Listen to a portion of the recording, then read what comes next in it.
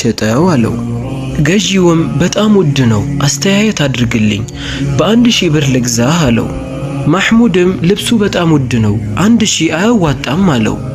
ገዢውም እኔ ለዚህ ሀገር እንግዳ ነኝ፣ እንግዳን ደግሞ ማክበር አለብህ። እንደውም አሁን ወደ ሀገሬ የመን ልመለስ ነው። ጓደኞቼ እየጠበቁኝ ነው። ጓደኞቼ ጥለውኝ ሳይሄዱ በፊት አስተያየት አድርግልኝና ልውሰደው አለው።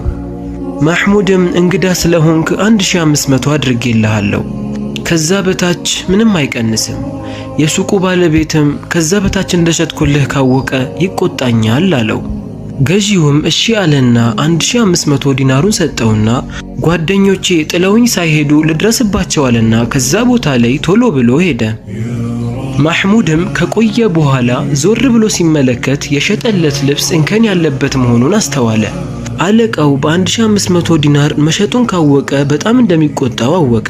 እንደዛ አስጠንቅቆት አሁን ግን እንደዚህ በመሸጡ ምን ብሎ እንደሚነግረው ግራ ገባው።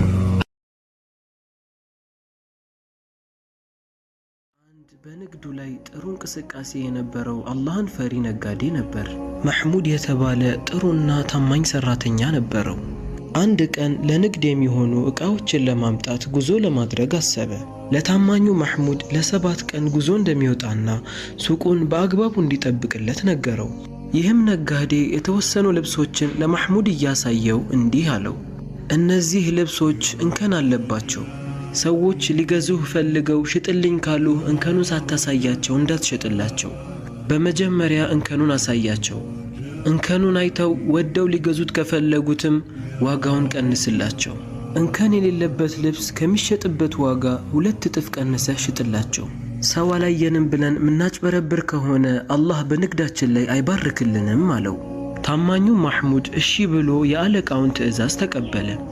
ነጋዴውም ከማህሙድ ጋር ከተሰነባበተ በኋላ የ7 ቀን ጉዞውን አድርጎ ልብስ ወደሚሸጥለት ሰው ጋር ደረሰ። ሰላምታ ከተለዋወጡ በኋላ አዳዲስ ልብሶች እንደገቡ ሰምቻለሁ፣ እሱን ልገዛህ ነው የመጣሁት አለው።